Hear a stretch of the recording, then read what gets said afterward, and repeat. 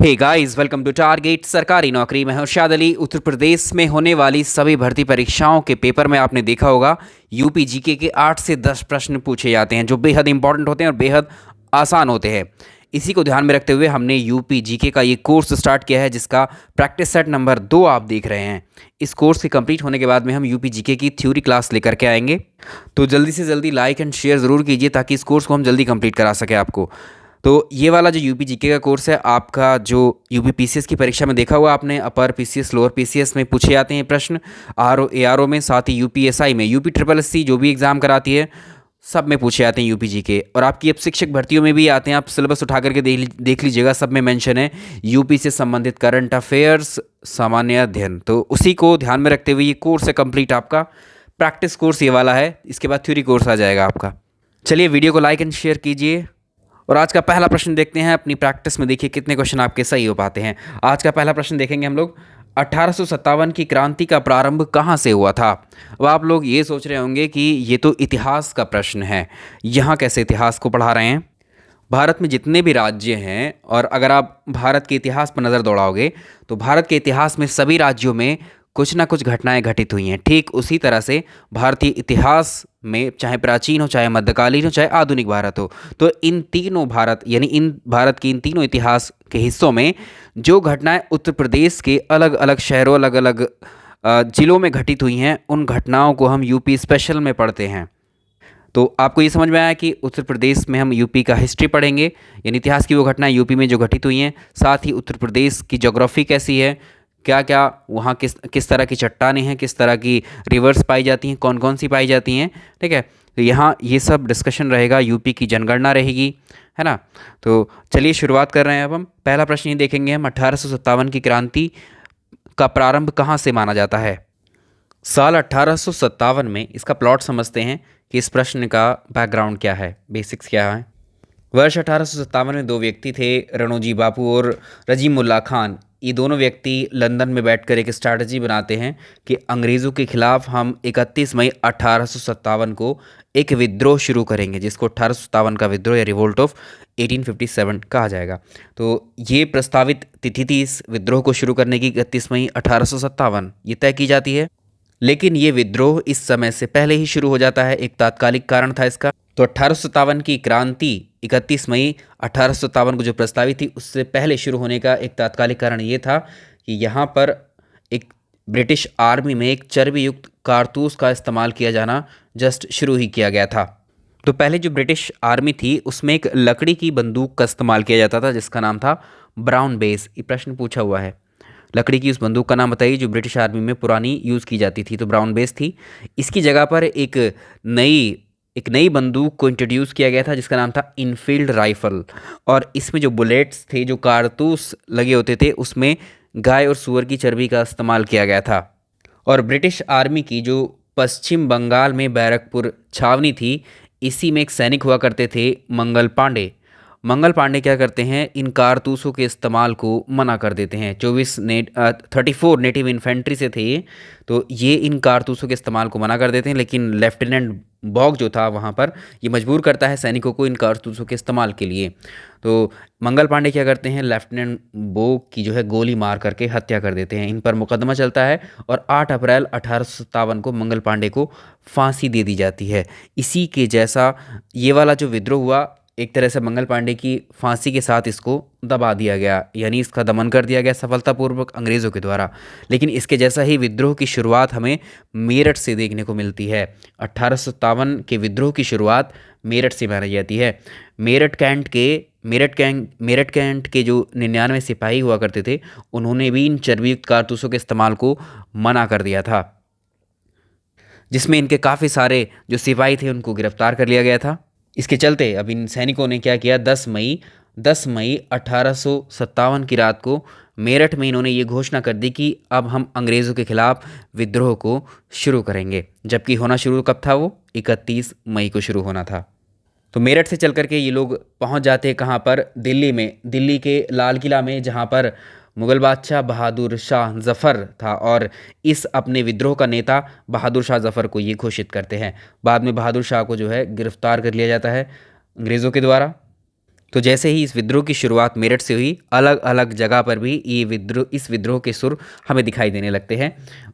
और इसमें जैसे मेरठ से शुरू हुआ, दिल्ली में अंबाला, मथुरा, कानपुर, मेरठ तो हम बता ही चुके हैं आपको, ठीक है। इसमें इलाहाबाद भी है, लखनऊ, फैज़ाबाद, कानपुर, इन सभी जगहों से इस विद्रोह के स्वर देखने को मिलते हैं। चलिए उन्हीं पर प्रश्न है हमारे। तो 1857 की क्रांति का प्रारंभ कहाँ से हुआ? मेरठ से हुआ। ऑप्शन सेकंड इसका सही आंसर होगा। नेक्स्ट देखेंगे, 1857 की क्रांति के दौरान किसे कानपुर का पेशवा घोषित किया गया था? देखिए, जब कोई भी विद्रोह शुरू होता है तो विद्रोह का एक नेता होता है जो उसको रिप्रेजेंट कर रहा होता है, यानी उस विद्रोह की अगुवाई कौन कर रहा होता है। तो इन अलग अलग जगहों से भारत में जो इस 1857 के विद्रोह जो अलग अलग शहरों से हो रहे थे, उनके अपने अपने नेता थे इन विद्रोह के, जो अगुवाई कर रहे थे। तो ऐसे ही कानपुर में इस 1857 की क्रांति का अगुवाई किसके द्वारा की गई थी? ये थे पेशवा बाजीराव द्वितीय के दत्तक पुत्र, जिन्हें हम नाना साहेब के नाम से जानते हैं, या दूसरा नाम इनका हमें मिलता है धोंदू पंत। तो नाना साहेब को जो है कानपुर का पेशवा घोषित किया गया था। तो नाना साहेब ने कानपुर से ही इस विद्रोह का संचालन शुरू किया गया और 1857 में कॉलिन कैंपबेल के नेतृत्व में कानपुर पर कब्जा कर लिया गया और इस विद्रोह को दबा दिया गया। आप जानते हैं जो 1857 का विद्रोह हुआ था, ये क्या था? इसको पूरी तरह से कंट्रोल कर लिया गया था। जितनी जगहों पर भी ये हुआ था, ये असफल प्रयास था। यानी ये कह सकते हैं कि भारतीयों का जो ये विद्रोह था, ये असफल हुआ था। असफल होने का एक मेन वजह इसकी दो बताई जाती हैं। एक तो ये है कि ये अपने 31 मई को प्रपोज था, तो उस समय से पहले ही ये शुरू हो गया, ठीक है। और इसमें कोई एक पूरे संपूर्ण जितना विद्रोह अलग अलग जगहों से हो रहा था, सबके अलग अलग लीडर्स थे और उनकी अपनी अपनी समस्याओं की वजह से, अपने रीजनल समस्याओं की वजह से वो विद्रोह हो रहा था वहाँ पर। सिर्फ ये उत्तर भारत में देखा गया, दक्षिण भारत में इसका कोई लेना देना नहीं था। इसकी अगुवाई करने वाला कोई एक व्यक्ति नहीं था, सब अलग अलग रैंडम हो रहे थे। इसलिए अंग्रेज़ों ने अलग अलग जगहों पर हुए 1857 के विद्रोह को आसानी से दबा लिया। चलिए नेक्स्ट सवाल। एक सवाल पूछा जाता है कि धोंदू पंत इनमें से किसको कहा जाता है? तो ये कौन है? धोंदू पंत कौन है? ये नाना साहेब का ही नाम है। और इस विद्रोह को किसके द्वारा दबाया गया था? कैंपबेल के द्वारा। और इनके साथ में अगर आपसे पूछेगा साथ में इनके कौन थे इनकी सहायता के लिए? तात्या टोपे भी थे, ठीक है। ऊपर लिखा हुआ है वैसे ऑप्शन में, यहाँ मेंशन कर देते हैं, तात्या टोपे। तात्या टोपे का भी नाम आपसे पूछा जाता है, तो ये कौन थे? रामचंद्र पांडुरंग इनका नाम था, ठीक। तो ये भी कहाँ से थे? ये भी कानपुर से ही लीड कर रहे थे इस विद्रोह को। ऐसे ही ये विद्रोह कहाँ से? अवध में भी इस विद्रोह की अगुवाई की गई थी, लेकिन किसके द्वारा? 1857 की क्रांति के दौरान किसे अवध का नवाब घोषित किया गया था? अवध के अंतिम नवाब हुए थे वाजिद अली शाह। इनकी बेगम का नाम था बेगम हजरत महल और इनके एक पुत्र था जिसका नाम था बिरजिस कादिर। बिरजिस कादिर को जो है बंगाल का नवाब घोषित किया गया था इस क्रांति के दौरान। और अगर आपसे पूछे 1857 की क्रांति को लखनऊ से किसने लीड किया था, तो ये बेगम हजरत महल थी। और इस दौरान जो अवध का नवाब घोषित किया गया वो बिरजिस कादिर को। उत्तर प्रदेश की राजधानी आगरा से इलाहाबाद कब स्थानांतरित की गई या कब बनाया गया? तो ये कार्य किया गया था 1857 की क्रांति के बाद, वर्ष 1858 में इसकी उत्तर प्रदेश की राजधानी आगरा से इलाहाबाद कर दी गई थी। 1857 के विद्रोह का नेतृत्व लखनऊ से किसने किया था? हम जानते हैं ये कौन थी? बेगम हजरत महल थी। 1858 का महारानी का घोषणा पत्र कहाँ पर पढ़ा गया था?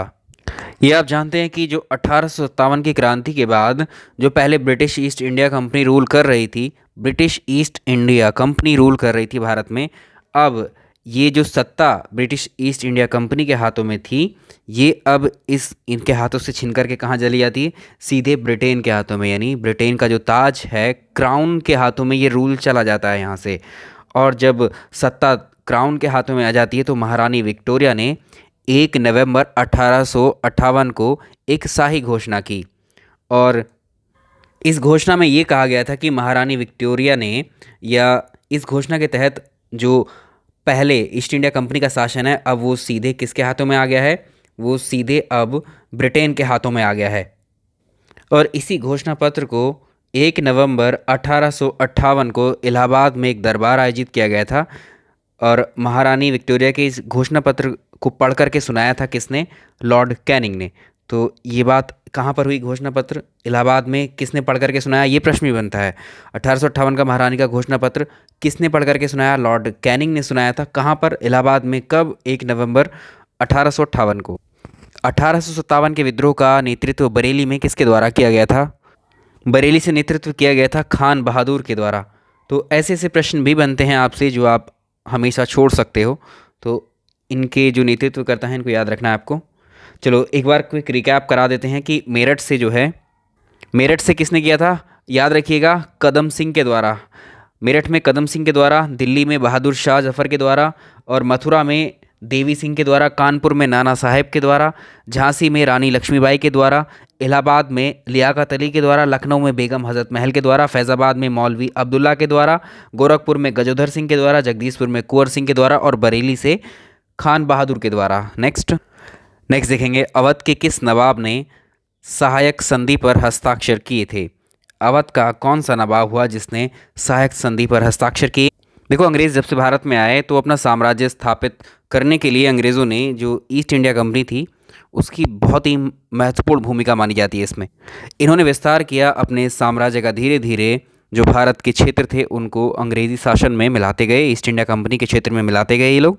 और इसी मिलाने के क्रम में इनको भारत में एक तो मैत्री संधि इनको बोलते हैं या सहायक संधि बोलते हैं, इसका विस्तार ये करते चले गए। और इस विस्तार के लिए जो लॉर्ड वेलेस्ली था ये ज़्यादा उत्तरदायी माना जाता है इसमें। इसको सब्सिडरी अलायंस या हम सहायक संधि के नाम से जानते हैं। इसके मुख्य उद्देश्य क्या थे? जो भी शासक, जो राजा सहायक गठबंधन करते थे वो क्या करते थे? जो भी सहायक संधि पर हस्ताक्षर करता था उस शासक को जो है, जो सत्ता थी, सत्ता के खिलाफ युद्ध करने की या युद्ध की घोषणा करने के लिए वो स्वतंत्र नहीं था। और उन्हें जितनी भी अपनी शक्तियाँ उनके पास हैं उनका इस्तेमाल वो अंग्रेज़ों से अनुमति मिलने के बाद ही कर सकते थे। और जैसे जो भी सहायक इस गठबंधन या इस सहायक संधि में प्रवेश करते थे जो भी राजा, उनका प्रभुत्व पूरी तरह से, एक तरीके से उसकी सुरक्षा अंग्रेज़ों की जिम्मेदारी थी। और जो अंग्रेज़ी सेना इनको दे दी गई थी राजाओं के लिए, उसकी देखरेख करने के लिए जो खर्च आता था वो भी राजाओं पर ही भारित था या उनको ही वहन करना पड़ता था। और इस नीति का जो पहला शिकार हुए वो हैदराबाद के निज़ाम बने। 1801 में अवध के नवाब थे सआदत अली खान। इन्होंने भी इस गठबंधन में इस सहायक संधि पर हस्ताक्षर किए, प्रवेश कर लिया एक तरीके से। और इसके फलस्वरूप अवध के आधे हिस्से को ब्रिटिश ईस्ट इंडिया कंपनी को सौंप दिया। तो याद रखिएगा, अवध के नवाब सआदत अली खान के साथ हुई इस संधि ने अवध को ईस्ट इंडिया कंपनी के लिए एक सहायक गठबंधित राज्य बना दिया और भारत के अधिकांश हिस्सों को अपने नियंत्रण में इसी संधि के तहत ले लिया गया। ये थे कौन? सआदत खान। अवध का अंतिम नवाब कौन था? अवध कहाँ का क्षेत्र था? अवध कहाँ था आप जानते हैं? ये उत्तर प्रदेश का जो मध्य भाग है, उत्तर प्रदेश का जो मध्य भाग है जिसमें जैसे लखनऊ है और इसमें अयोध्या है, इलाहाबाद, ये सारे रीजन किस में आते थे? अवध कहलाता था। और इसमें आपसे पूछा है इसका अंतिम नवाब कौन था? भाई इसका वाजिद अली शाह अवध का अंतिम नवाब था। ऑप्शन थर्ड इसका सही आंसर होगा। और इस समय देखो, जो हम 1857 की क्रांति पढ़ रहे थे उसके अलग अलग रीज़न हैं। मतलब उस क्रांति के, उस विद्रोह के होने के क्या कारण थे, क्यों हुआ था विद्रोह, तो उस समय अलग अलग रीजन्स में अलग अलग कारण बताए गए हैं। जैसे कि 1857 का सबसे बड़ा जो कारण था होने का उस विद्रोह के, लॉर्ड डलहौजी था उस समय। लॉर्ड डलहौजी ने जो है एक नीति चलाई हुई थी, डॉक्ट्राइन ऑफ लैप्स। इस डॉक्ट्राइन ऑफ लैप्स के तहत भारत, इसका उद्देश्य क्या था लॉर्ड डलहौजी का या अंग्रेज़ों का, कि भारत में जितने भी रियासतें हैं या जितने भी इंडिविजुअल राजा महाराजा यहाँ रूल कर रहे हैं उनको मिला करके हड़प करके ब्रिटिश साम्राज्य में मिला लिया जाए। तो इसी को कहा जाता है हड़प नीति या डॉक्ट्राइन ऑफ लैप्स। तो अवध में जो है ये वाजिद अली शाह रूल कर रहे थे। तो इस पर जो है कुशासन के आरोप लगाए गए कि आपकी जनता आपसे खुश नहीं है। कुशासन के आरोप लगाकर एक जो है रिपोर्ट पेश की गई और फिर बाद में क्या किया गया, इसको पद से हटा दिया गया। अवध के अंतिम नवाब वाजिद अली शाह को हड़प नीति के तहत इसके पद से हटा करके अवध को ब्रिटिश साम्राज्य में मिला लिया गया। आपसे पूछता है कि डलहौजी की हड़प नीति के अकॉर्डिंग इस नीति के तहत सबसे पहला हड़पा गया प्रांत कौन सा था? तो फर्स्ट जो हड़पा गया था, पहला जो हड़पा गया था वो था सतारा। ठीक है, बहुत पूछा जाता है प्रश्न। और लास्ट अंतिम कौन था? अंतिम था अवध। ठीक। और उस वक्त किसे पद से हटाया गया था? वाजिद अली शाह को हटाया गया था। तो ये प्रश्न आपको याद रखने हैं।